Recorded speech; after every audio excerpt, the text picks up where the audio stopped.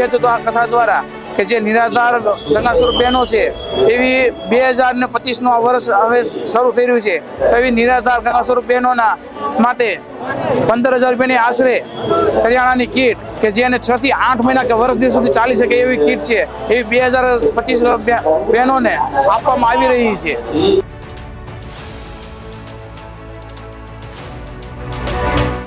કથામાં બહુ જ મજા આવી, બહુ જ સરસ છે। હનુમાન દાદાનો મસ્ત અનુભવ થયો। આજનું આયોજન બહુ જ સરસ હતું। દાદાનો જન્મોત્સવ ઉજવાયો છે, બહુ જ મસ્ત હતો।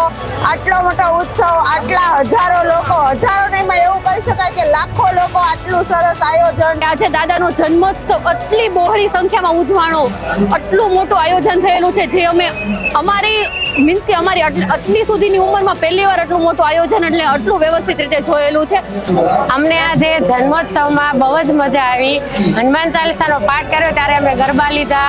હનુમાનજીની ભક્તિમાં અમે ખૂબ જ સરસ રીતે ભાવ ભક્તિથી આજે ભજન કર્યું। મારા ગુરુ શ્રી શાસ્ત્રી શ્રી હરિપ્રકાશ દાસજી સ્વામીના મુખે અને આજે હનુમાન જન્મોત્સવ ખૂબ જ આનંદ આવ્યો અને એટલું ગમેલું છે અમને લોકોને કે અમે ડાન્સ કરવા લાગ્યા હતા સ્ટેજ ઉપર। અને આવું મેં હજી જિંદગીમાં મારા 24 વર્ષથી હજી સુધી ક્યારેય નથી જોયું, ક્યારેય નથી જોયું।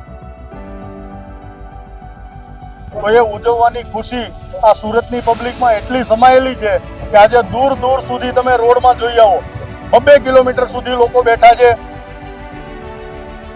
અને સ્વામીજી જે રસપાન કરાવે છે કથાનું એ અદ્ભુત હોય છે। આજે અહીંયા દાદાનો જન્મદિવસની ઉજવણી થઈ હતી। અહીંયા બહુ જ મજા આવેલી હતી। આવી તો 31st વેસ્ટર્ન કલ્ચરમાં પણ મજા નથી આવતી અને ખૂબ જ સરસ રીતે ઉજવવામાં આવ્યો હતો। આવી આખા સુરતમાં ક્યારેય નથી થઈ।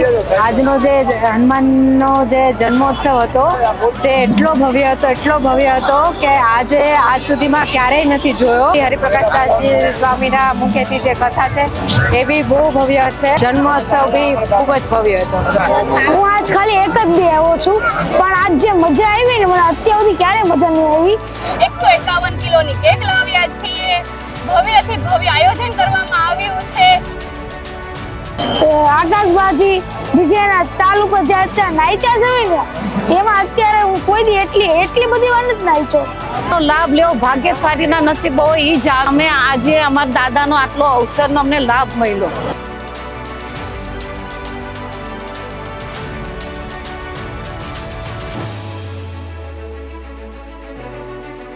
ઉત્સવ ઉજવ્યો એવો કોઈ દિવસ એવો આનંદ નથી આવ્યો।